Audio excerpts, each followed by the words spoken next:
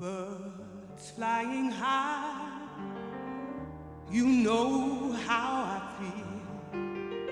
Sun in the sky, you know how I feel. Breeze drifting on by, you know how I feel. It's a new day, it's a new dawn, it's a new life for me, yeah. And I'm feeling good. Woo!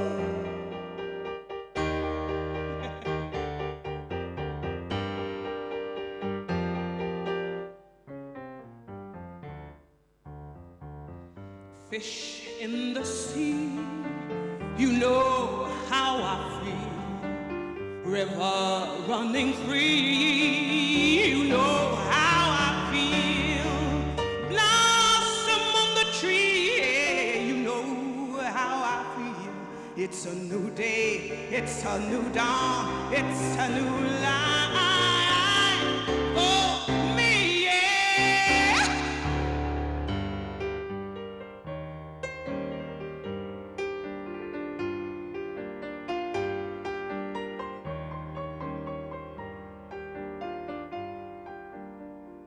Dragonflies in the sun, you know how I feel. Butterflies out having fun, you know how I feel.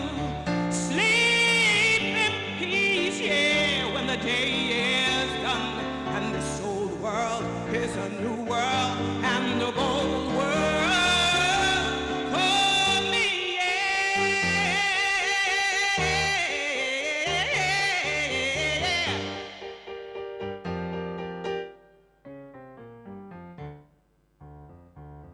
Stars, when you shine, you know how I feel. Scent of the pine, you know how I feel. Freedom is mine, you know how I feel. It's a new day, it's a new dawn, it's a new life for me, yeah. New dawn, new day, new life, ain't nobody gonna take away, nobody gonna take away my freedom, no, my human right, no, nobody gonna take it away, no. I am free now, I'm free now, yeah. I said with your help, with my talking, with me shopping, ain't nobody gonna take away my freedom, nobody gonna take away, nobody gonna take away, I say nobody gonna take away my freedom.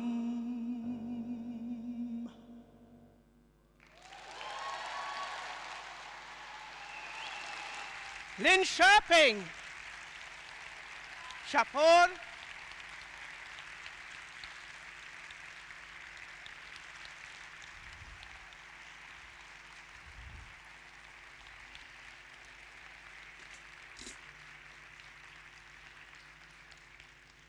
Ja, god morgon alla.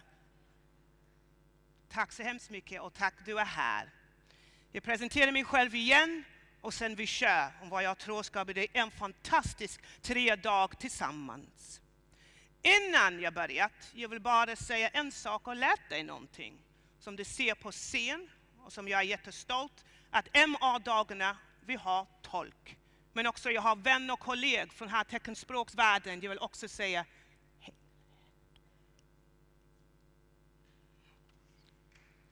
Men jag ska också lära er självklart det teckenspråks applaus. Testa.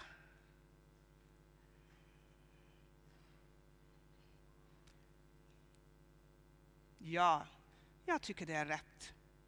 Nu jag ska byta språk för internationell gäst som kom hit idag. Thank you for such a warm welcome. And I am your conferencier for the opening event. The song that I just sang was Feeling Good, made famous by the African-American singer Nina Simone in 1965. The song Feeling Good for me is a call to freedom, and a reminder that our basic human right as human beings is to live freely, regardless of who we are. But the song also reminds us that every day, somewhere in the world, people like yourselves are fighting against those who would take that freedom away. This freedom includes the right to live a healthy life with access to medicine, doctors, but also spiritual and psychological health care. It also includes freedom and integrity over one's own body. And this, of course, becomes political territory. Our right to health is nothing that we can take for granted, but it is also affected by other human rights. And without food, sanitation, housing, work, and education, without the participation in our societies, our health and well-being are so hard to hold on to. When we are denied the right to a healthy existence, we deny our humanity. The consequence can be segregation, isolation, and inequality. So it is most appropriate that this year's theme is the right to health. Rätten till hälsa. My job as conferencier is to guide you through the day. I will move between English and Swedish. And as I've said, I'm very proud to have Swedish Sign Language in the event today. I will be keeping an eye on the time. I'm a time monster. I will remind you to use your hashtags, your Twitter, your Facebooks, and your Instagram. I will remind you to network and your coffee breaks, fika, som det är jätteviktigt, eller hur? And to remind you of the extraordinary gathering of exhibitions, forums, and happenings all over the building for the next 3 days. The Human Rights Days have existed since 2000 and is today one of the Nordic region's most important gatherings and meeting place for trainees, researchers, government, politicians, volunteer organizations that work with and want to learn more about human rights. And this is the fire for me. The gathering is to increase the knowledge of human rights and to lift them higher, if not at the top, of the global, national, and local political agendas. The human rights have been put together by 11 organizations, and this year arranged by MR-dagarna, Förening Ord Front, Democracy Academy, BRIS, Diakonia, Fonden för Mänskliga Rättigheter, Friends, Samhällsvetenskapliga fakulteten vid Göteborgs universitet, Ibn Rushd studieförbund, Raoul Wallenberg Institute, Census, and Svensk kyrkan. Of course, with such a fantastic city and a wonderful welcome, and mostly you all here today, one of the most important people that have helped to make this event happen, I would like to invite to the stage to present the mayor, the borgmästare of Linköping. I'm delighted to welcome to the stage, and of course you will give him a nice, big, warm teckenspråks welcome, eller hur? Linköpings kommun welcomes to the stage Lars Viking.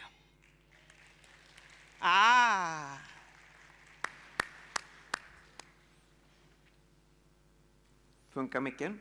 Ja, det gör den. Varmt välkomna till Linköping. Jag är så glad att ni är här och att vi får vara värdar för det här evenemanget i år. Det känns fantastiskt roligt. När vi finns här just nu pågår dock runt om i världen demonstrationer med mer eller mindre våldsamma inslag. Det är väldigt olika länder som det här händer i. Det finns två gemensamma nämnare dock. Det är två olika typer av demonstrationer. Nästan alla präglas av människor som upplever att de etablerade politiska partierna inte längre klarar av att leverera trygghet och en grund för hopp.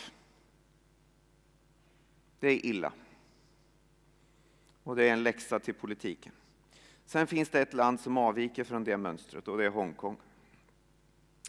Här handlar kampen, som studenterna själva upplever i alla fall, om själva rätten till yttrandefrihet. Och jag fruktar att det kommer att sluta illa. Det som går att skicka med till samtliga makthavare som har med detta att göra, det är att dödar man unga människors hopp så dödar man också det landets hopp för framtiden.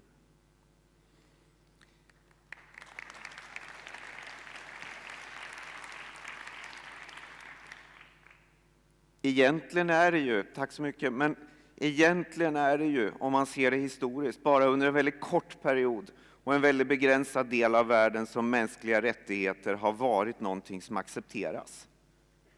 Det normala mönstret och den normala kampen ända sedan mänsklighetens början, åtminstone så långt vi kan följa det tillbaka i källorna, det har handlat om vem som ska få bestämma en människas livsväg och hur fördelningen av resurser ska se ut. De två frågorna alltid funnits med. Och i stort sett så har det varit klaner, religiösa institutioner, politiska ledare och andra som har ansett sig ha rätten att styra människors liv. Det är det normala. Det är viktigt att komma ihåg det i en situation där vi själva, min generation i Sverige i vart fall, har levt med att mänskliga rättigheter är någonting som är självklart. När det är sagt så är det samtidigt så, jag ska inte läsa hela den här bibban, men det jag har med mig här är en artikel som banade vägen för mycket av hälsotänket i mänskliga rättigheter. Jag är så glad att det är temat för årets dagar. Det är nämligen en artikel från Scientific American, nummer 4, 1994, och den skrevs av Amartya Sen och den heter The Economics of Life and Death. Han fick ju så småningom Riksbankens pris till Nobels minne då, 1998 för sina studier av svältkatastrofer. Och det han visade, och som sen har blivit banbrytaren som används idag, fortfarande inte minst i FN, det är ju det att svält är kopplat till styre. Och att det inte finns ett enda land i världen som har haft ett demokratiskt styre som också har upplevt svält. Det innebär inte att alla diktaturer har svält, men de enda länder som upplever det är demokratier, eller är diktaturer, förlåt. Men det kan låta liksom väldigt borgerligt, väldigt liberalt. Men sen har också angrips från det andra hållet. Därför att en sak han konstaterar i den här artikeln från 94, det är att tittar man på livslängd då, som ett mått på graden av demokrati, graden av medbestämmande och inflytande i ett samhälle. Han visade det att sannolikheten att nå en ålder av 65 år som livslängd faktiskt var högre för män i Bangladesh än män som bodde i Harlem, New York. Och det var inte så poppis heller från det andra hållet då. Så det här med hur mänskliga rättigheter kopplar till hälsa, det är oerhört intressant. För er som kommer från Östergötland är det här kanske inte nytt, men för er andra kan jag berätta att Linköping, Norrköping är två städer som uppvisar mycket intressanta skillnader. Skillnaden i medellivslängd mellan Linköping och Norrköping skiljer 5 år, fortfarande idag. Och det har att göra med städernas historia, bakgrund. Så. Och det är alltså Linköping som har högre medellivslängd. Så, har redan pratat för länge tror jag, men det här är så spännande. Jag ser fram emot att vara med så mycket jag hinner på de här dagarna. Tyvärr så är det mycket annat i kalendern också. Men återigen vill jag hälsa er välkomna till de här spännande dagarna med otroligt spännande seminarier. Stort tack, välkomna till Linköping.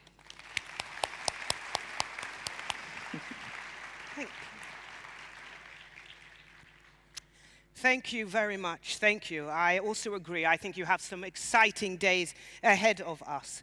And to remind us, of course, that this event is arranged by the following organizations. Go for it. Yeah. This includes Mänskliga Rättighetsdagarna i Linköping. Det är från Linköpings kommun, Region Östergötland, Länsstyrelse i Östergötland, Linköpings universitet och Svenska kyrkan, Linköpings stifte. Onwards. Thank you so much for your words, and again, welcome. It seems most appropriate with this year's theme, rätten till hälsa, right to health, that our next person to share thoughts and ideas and thinking is with us. I'm delighted to welcome to the stage our keynote speaker, and a little about him if you do not know already. Professor at the University College of London, he is the director of the Institute of Health Equity. Between 2005 and 2008, he chaired the World Health Organization, WHO's Commission on Social Determinants of Health. He also led the review of health inequalities in the UK, which was presented in 2010. On behalf of the WHO, he also conducted a review of health inequalities in Europe. And in addition, he has written the books, The Status Syndrome, How Our Social Position Affects Health and Longevity, and The Health Gap, The Challenge of an Unequal World. In 2001, he was honored with a knighthood for his efforts in epidemiology and the understanding of health inequalities. Ladies and gentlemen, good people of Linköping, a warm welcome to our keynote speaker, Sir Michael Mormont.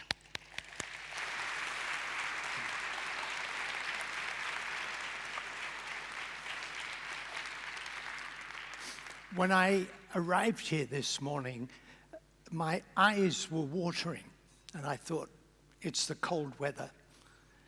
And then Josette sang about freedom, and the cold weather affected my eyes again. And then the mayor mentioned Amartya Sen. I've never met an English mayor. I met Boris Johnson when he was mayor of London.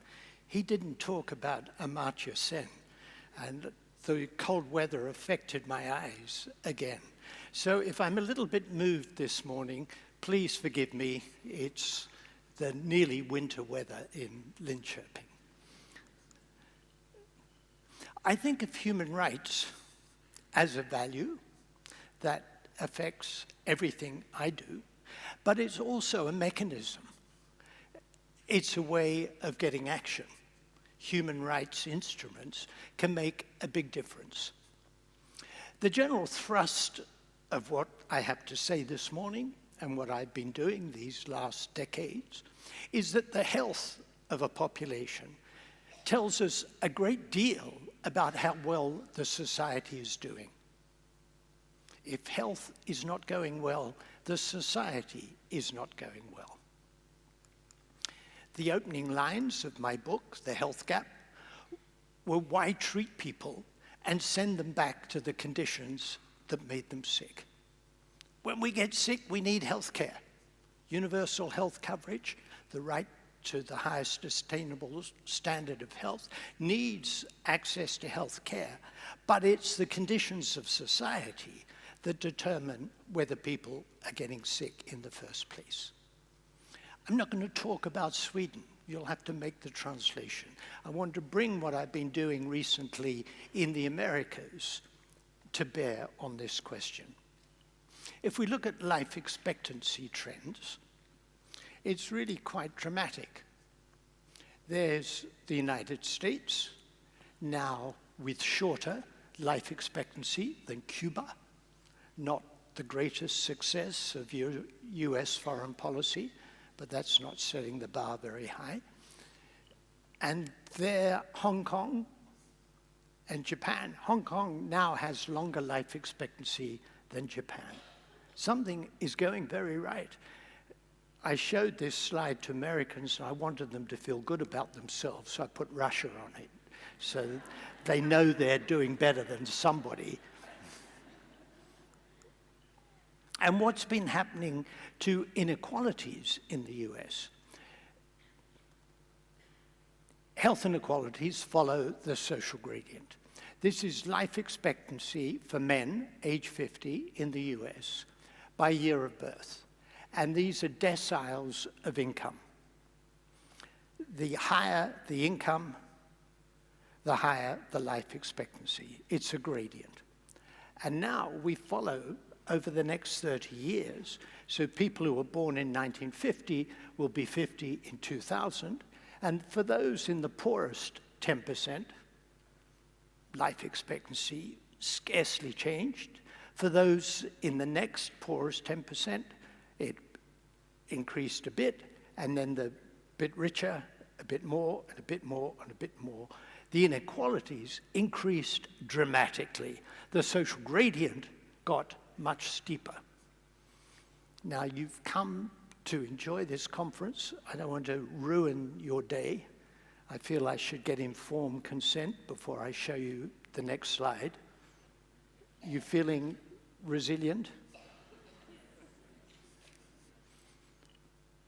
That's women. It's not supposed to happen. Health's supposed to improve all the time. That's what we expect. And for the poorest 10% of women, life expectancy is going down. For the next 10%, it's going down. For the third decile, it's going down. For the bottom 3 deciles, the bottom 30% of the income distribution, life expectancy for women at age 50 is going down. The inequalities are getting dramatically bigger. And if you agree that health and the magnitude of health inequalities tells us something rather important about society, something is going wrong. And it's not Trump. This problem caused Trump. He didn't cause the problem. It's the problems in society that led people to vote for a snake oil salesman on the faint belief that he might make their life better. And I'm not political, if you believe that. A big part of the change in the US has been what has come to be labeled deaths of despair. High mortality from opioid poisonings, suicide, alcohol-related deaths. These are not related to lack of health care. And it makes the point that the mind is an important gateway by which social conditions affect health. Effects on mental illness and well-being, and pathways to physical illness through health behaviors and stress pathways. These are data, let me go back to my own country, from England. The top graph is life expectancy. And each dot represents a small area classified by index of multiple deprivation. So you've got the most affluent here, the most deprived there. And what you see is that people living in areas near the top have shorter life expectancy than those at the top. And it's a gradient all the way from top to bottom. It means that the problem of health inequalities is not confined to poor health for the poor. You and I, everyone below the very top, have poorer health than those at the top. It runs all the way from top to bottom, which is why I look at Nordic approaches to social policy and say we need universalist policies, not simply targeted at the poor. The bottom graph is disability-free life expectancy, and the gradient is steeper. It means that people at the top are living about 12 years of their lives on average with disability, and people at the bottom are living 20 years of their lives with disability. We have to focus not just on length of life, but on quality of life. I chaired the commission of the Pan American Health Organization on Equity and Health Inequalities in the Americas. We published this report on the 1st of October this year, so it's fresh. And we called our report Just Societies, Health Equity and Dignified Lives. The central idea was create the conditions for people to lead dignified lives. Health will improve and health inequalities will be diminished. I quoted Nelson Mandela, "Overcoming poverty is not a gesture of charity. It's an act of justice. It's the protection of fundamental human rights, the right to dignity and to a decent life." And everything that I talk about from now can be approached as recognizing human rights. Don't be alarmed, I'm going to go through this in a bit more detail, but this was our conceptual framework. There are structural drivers, political, social, cultural, and economic structures, natural environment, land and climate change, and ongoing colonialism and structural racism. And these affect the conditions of daily life, and those impact on health equity and dignified lives. And we took an intersectional approach, social and economic inequities, gender, sexuality, ethnicity, disability, migration, and taking action, governance, and human rights.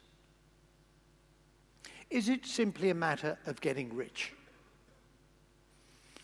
What we've got here is a modified version of the Preston curve. Along the x-axis is gross domestic product per person, adjusting for purchasing power parities, and on the y-axis, life expectancy. Haiti is very poor. If Haiti got a bit richer, as rich as Bolivia, it's likely that the life expectancy would improve. If Bolivia got as rich as Brazil, it's likely that the life expectancy would improve. And if Brazil got as rich as Costa Rica or Chile, life expectancy would probably improve. But then, once you get up around this level, around $17,000 per person, adjusting for purchasing power, there's no relation between national income and life expectancy. The US has a gross domestic product about 20% higher than Canada per person, and Canada's life expectancy is 2 to 4 years longer than in the US. Cuba, as I showed you on the first slide, actually has longer life expectancy than the US. So getting richer is simply not the solution for a country to getting healthier. It's action on the social determinants of health that makes the difference. So we need to deal with the structural drivers, inequity in power, money, and resources. A share of total income going to the top 1% of earners. In 1929, the top 1% of earners in the US had 23% of total household income. And you remember what happened next? The Great Crash, the Great Depression, and it came tumbling down. And in this period of economic growth in the 50s, 60s, and 70s in the US, the top 1% had 10 to 12% of total household income. Then it took off in 1980 in many countries, but particularly in the US.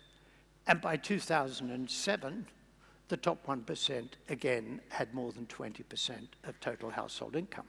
And you remember what happened next, the global financial crisis. And in the US now, something dramatic has changed. It used to be that about 90% of children could expect to have a higher income than their parents for children born in 1940. In the latest birth cohorts, it's about 50-50. If the American dream was built on the fact that our children will be better off than we are, that dream has been fractured. And I'm willing to bet that the half who aren't better off than their parents have a disproportionate amount of Trump voters. What's happened to US tax rates by income? This is deciles of income. And you can see that in 1950, the US had a progressive income tax regime, not like Sweden, but moderately progressive. That's 1980. That's 2016. And then there was big tax reform, the biggest ever in the history of our country. And the top 400, their tax rate from 1962 to 2018 went from 54% to 23%. The top 400 earners in the US pay a lower rate of tax than any other group. The bottom 50%, their tax rate went up a bit to 24%, higher than that, 23%. What they sportingly call the middle, that's from 50 to 90, went up to 27. And then, if you're in the top 10%, it went down. But the richer you were, the more it went down. It's a massive shift. We want to be regressive. We don't want to help the poor. I know there have been changes in Sweden, that a very progressive system has become somewhat less progressive. And I say to my colleagues in the UK, is this our future? And we're there in terms of tax rates. France, Denmark, Belgium, Sweden, much higher rates, because you still believe in the public sector. A piece I wrote recently, quoting an American who said, we think public's so important, we put it in our favorite word, republic. And private has its cousins in deprivation and privation. Our second structural driver was the natural environment. Look at this, Costa Rica. Nearly 100% of energy was renewable energy.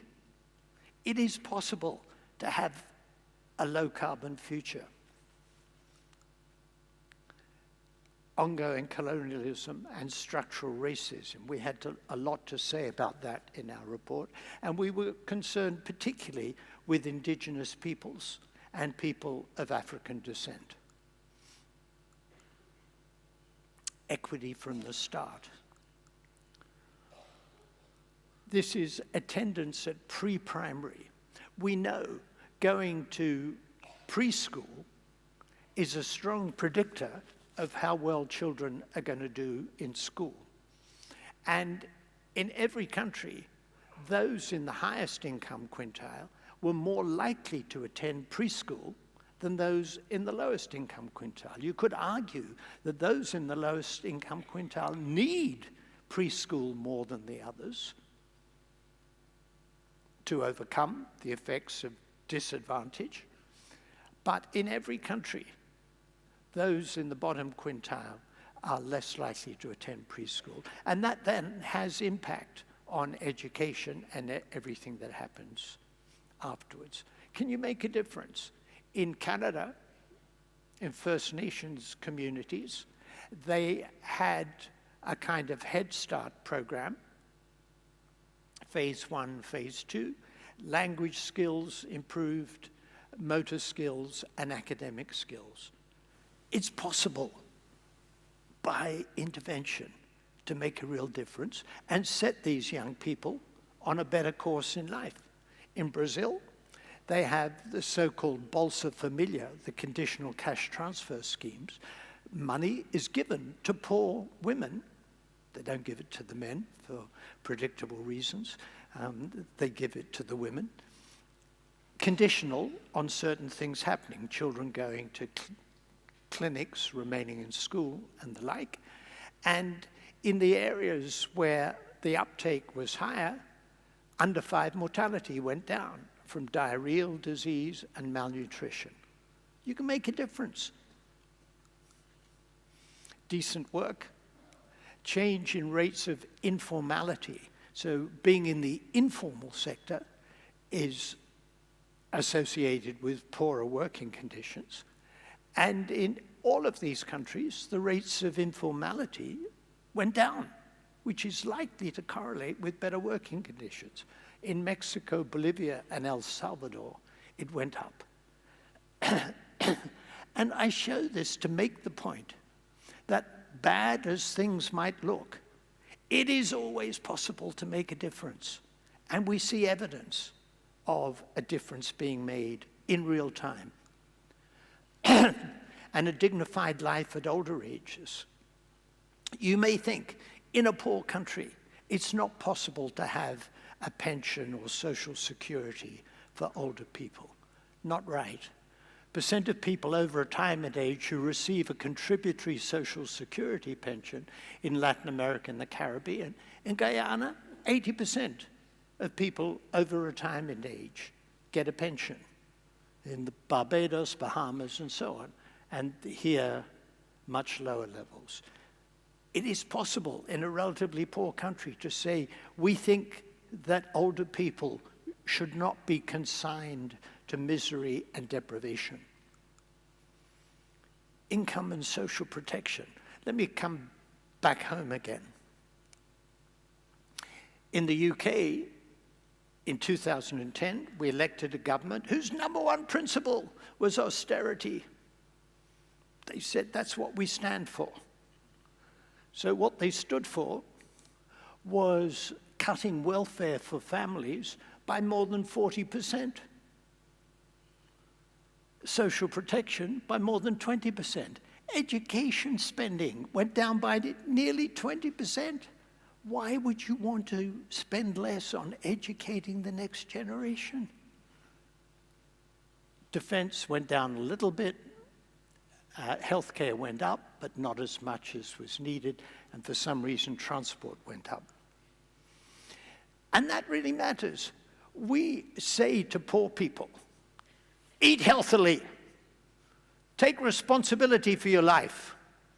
Have lots of fruit and vegetables. We know what healthy eating looks like. Why aren't you following our advice? For people in the bottom 10% of household income, if they followed Public Health England's healthy eating advice, they would spend 74% of household income on food. If they ate healthily, who's going to pay the rent? I won't say which country, but one Nordic country I was visiting, and the Minister of Health said, you know, if you're feeling a bit stressed, take a nice walk in the country. It'll make you feel better. And I said, I'm sure if you're a single mother with 2 children and having difficulty paying the rent, the best thing to do would be to go for a walk in the country.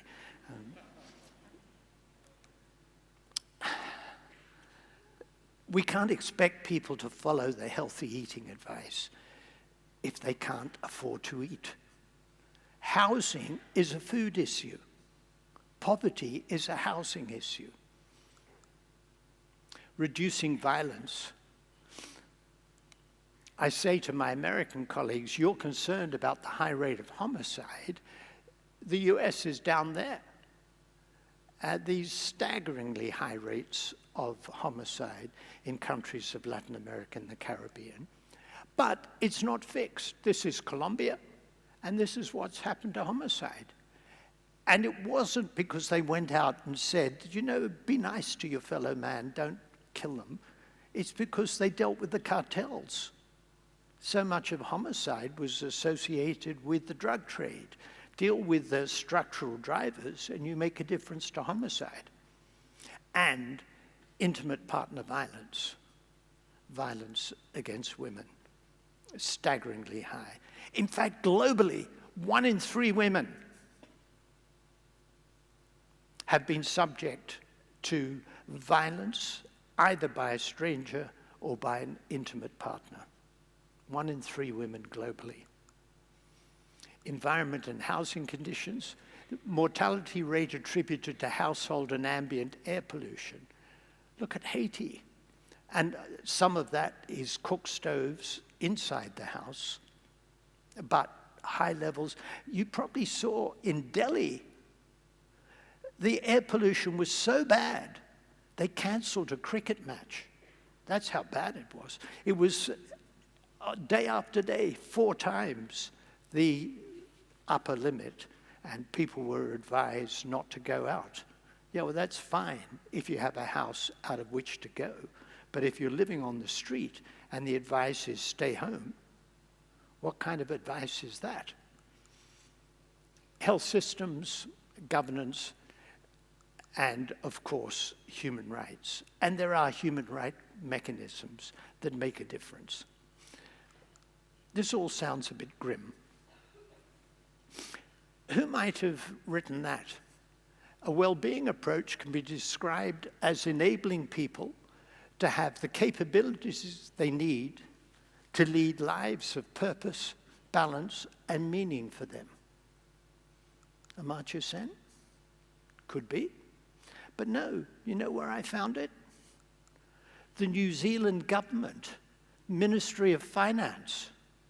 This is what they feel the government should be doing. They should be creating the conditions for a well-being approach, enabling people to have the capabilities they need to live lives of purpose, balance, and meaning for them.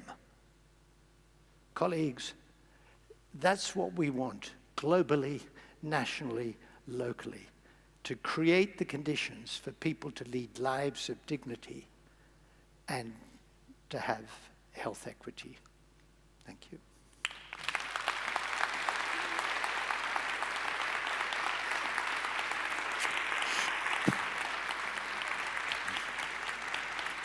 Thank you.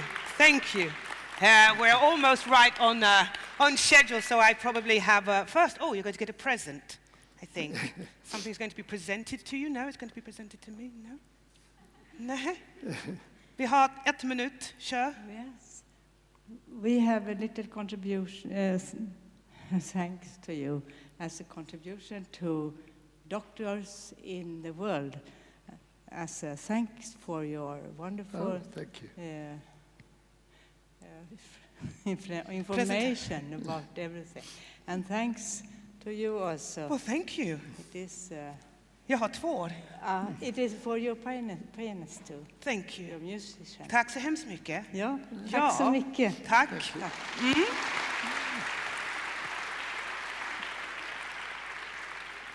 Även till vår excellenta tolk. Tack så mycket. Ja, borgmästaren också. Får jag be honom komma upp och en kollega. Am I dismissed, Sean? No, you're not dismissed. You stay where you are. I was trying to get away. You've flown all this way. I want to take a few more minutes of your time, and then we'll continue onwards. You and I were in the hotel yesterday, and you came up with a very, first of all, it's very nice, 2 British people. This is what it looks like today, ladies and gentlemen. If you're going to take a picture, you take it now. This is it. First of all, it's a great honor to have you here. But just a quick reflection. I think you pointed it out. You and I spoke yesterday in the hotel, and you gave a wonderful story about, I think it was a member of your family saying to you, basically, yeah, this looks interesting, but does anybody listen to you anymore? Because of your huge experience and many, many years, and you had a fantastic response to that. Do people listen to you? Well, I said, yeah, they do. I mean, I don't enjoy banging my head against a wall. I'm unusual that way. And if I felt that I was banging my head against a wall, I would stop doing what I'm doing tomorrow. But it's precisely because I feel people are listening. And in fact, you want a photo of 2 typical British people. It's precisely because I feel that people are listening. And I've been talking about the US rather disrespectfully, but I don't say when I go to the US, well, the federal government isn't interested, it's hopeless. I talk to people who are interested, and there are cities right across the US. In Britain, similarly, I produced my English review of health inequalities in 2010. We're going to do a 10-year follow-up. We'll publish it in February the 25th next year. And the government's had other priorities. But then there's action at city level. The same thing happened in Sweden. I went to the Minister of Public Health in Sweden when we did our WHO Commission report, said, how about doing this for Sweden? And they weren't terribly interested. But Malmö took it up, the city of Malmö, and then Linköping and Norrköping, and then Göteborg and Östersund. And I'm told that there are probably 6 regional reviews of social determinants and health equity in Sweden, and so on, around the world. And the fact that the Pan American Health Organization said, will you do it for us, for the Americas? Next week, I'm going to Cairo, to Egypt. The Eastern Mediterranean Regional Office of WHO asked me to lead a commission for them. I said, I couldn't possibly. Privately, I was thinking it's just impossible. You know, we think democracy is important. There's not a functioning democracy in the region. You know, it's impossible, and I'm too busy. They said it's an equity issue. You've done it for Europe. You've done it for the Americas. You have to do it for us. Okay? But the fact is, there are a lot of people listening, and if you can't get interest at national level, but then in Sweden, there was a national commission, and I'm sure you're thinking, yeah, but there's not been enough action. Well, I'm not stupid. I know that we take one step, we have to keep pushing to take the next step, but people are listening all over. Good. Ladies and gentlemen, I think Linköping should give it up for Sir Michael Marmot. Thank you.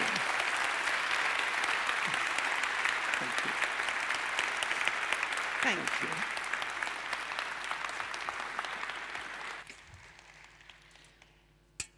Okay then, why am I using 2 mics? Right, a little bit of housekeeping, and then if I'm very good, then I will be able to send you out with a song. Is that okay? Right, okay. So, 3 very brief things. This is very important. The event today is live streamed. So, and it will also be placed on the MR Dagarna's homepage afterwards. And there, of course, is the possibility that public photographs will be used. If there's any member of the audience who would not like to be a peer, please make your way to the information center or speak to a volunteer, and we will ensure that that, of course, does not happen. Can I please remind you to hashtag Facebook, Instagram, social media this event to death? Thank you. Make sure that you do that, not just about whether you think I'm good or not, but actually to the event, that you are here in Linköping, actually lifting up human rights. That's what needs to be shared across the country, so I leave that pressure up to you. Finally, of course, we also have an app. There's an app that has been created for this event. You can find one of the people outside in the foyer who will help you to install it. This app will allow you, for example, to interact with other participants in the event. It will also allow you to give feedback to the event. The app will also allow you to connect with the live streaming of seminars here in this hall. So log on to that app as soon as you can. Right. It's time. Chapeau. A song to take you out, a song to give you energy, because of course you're not tired at all, right? Det är inte trött, det är Linköping, det har fullt med energi, eller hur? Har du energi? Ja. Nej, jag sa, har du energi? Ja. Okay, good. That was a repetition. That was a rehearsal for how I'm going to need your help. This is a Nina Simone song to send you out. The song is called Sinnerman, and it's a song about believing in God. Exactly, tyst. That's exactly Nina's reaction as well. So I want you to energize. Vad är det på teckenspråk för power? Vad är ordet för teckenspråk? Hur tecknar det? Power, sådär. Så, också power, när det ordet kom upp. Ja, exakt. You ready? Okay, I got 2 minutes left. Sinnerman.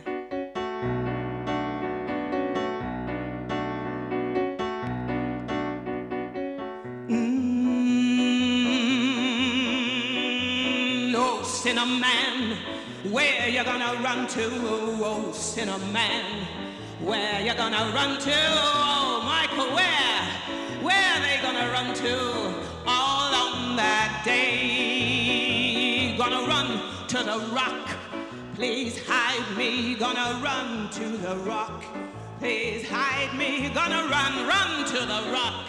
Please hide me all on that day. But the rock cried out, ain't gonna hide you. The rock cried out, I ain't gonna hide you. The rock cried out, I ain't gonna hide you all on that day. So I ran to the river, it was boiling. I ran to the river, it was boiling. I ran to the river, it was boiling all on that day. So I ran to the sea, it was bleeding. I ran to the sea, it was bleeding. I ran to the sea, it was bleeding all on that day. So I ran back to the Lord.